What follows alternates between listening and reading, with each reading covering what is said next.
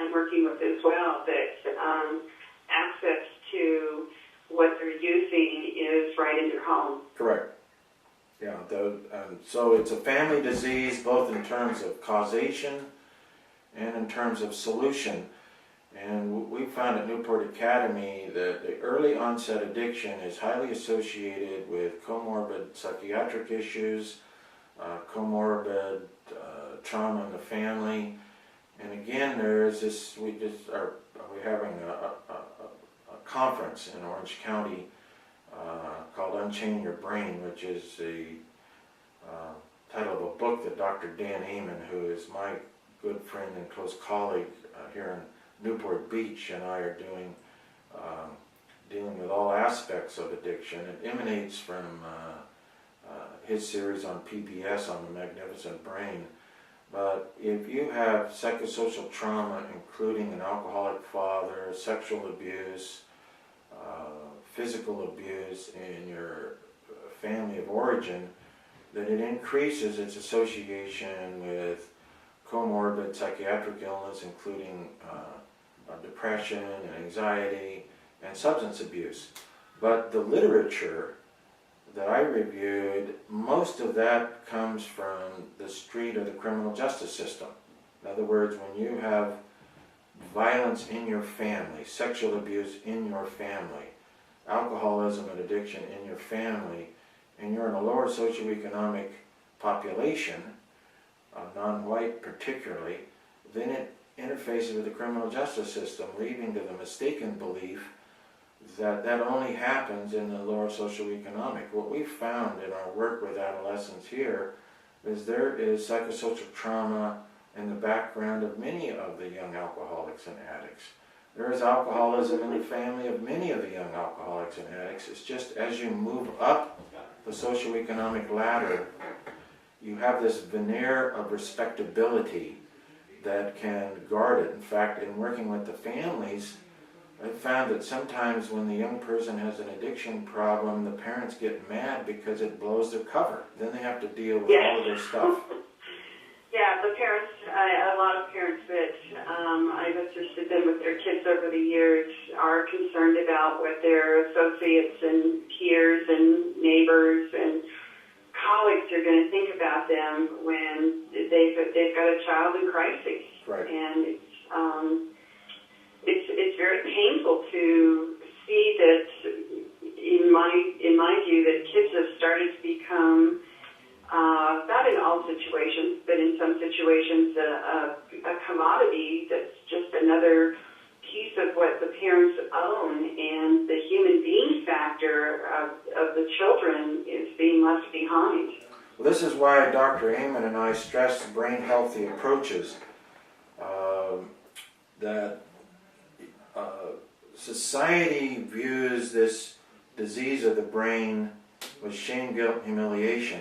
But for example, if a young person came down with a diagnosis of diabetes or cancer, society would not blame the parents, they would not say you're bad.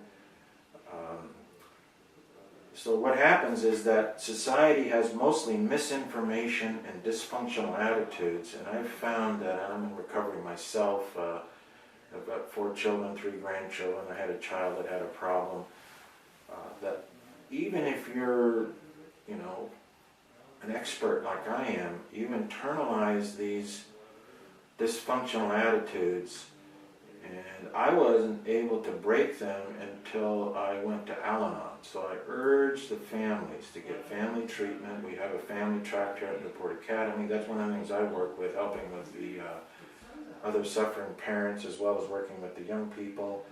But if you go to Al-Anon, you start learning you're only as sick as your secrets. And the reason you feel shame is because of society. Your friends would not come down on you if suddenly your child had cancer. Your friends would not come down on you if suddenly your cancer had diabetes, which is a disease of the pancreas influenced by genetic and environmental factors. They would be enlightened, informed, encourage you to get help. But there's something about addiction that triggers this negative, not in my neighborhood, you must have done something wrong, and all that does is drive it underground and impair the family's ability to intervene early, which of course is exactly what's supposed to happen. You're supposed to intervene as early as possible, just like you would with cancer or diabetes, so you don't have the consequences. You don't wait until your legs are being cut off and you're going blind with diabetes before you decide you have a problem. You intervene early and try to prevent the progression of this disease. And what I find so much in our family groups is the parents and the young people say, well, that hasn't happened to me yet. And I know my wife and I, who work with this, particularly with addicted health professionals for many years, say, well, you've got a lot of yets left to go. Except that this will happen if your disease progresses and intervene early, which is education and information. So how much treatment is available for teens today? Because I also often hear and receive lots of emails and phone calls from parents saying that they can't find treatment. And I just find that to be so blinding in that they must not be looking or connecting with the right resources, or as you say, are they getting information from their physicians and local health care providers who don't know where to refer them for treatment for their kids? It's some of all of that. So one of the key is to inform the providers. That's one of the things that ASAM is doing. The pediatrician should know what treatment is available. 100% of addicts and alcoholics end up in the end up in the medical system, but a small percentage of them get referred to treatment. Many of them end up in psychotherapy, getting antidepressant medications when the cause of their depression, or the cause of the mother's depression, is the substance abuse. So the substance abuse has to be addressed head on. But tragically, and again, I've been in this field for 45 years, there was much more adolescent addiction treatment in the 70s and in the 80s than there is now. So when I always stress to the parents, look for good treatment. That's why Newport Academy got started. There's a huge gap there.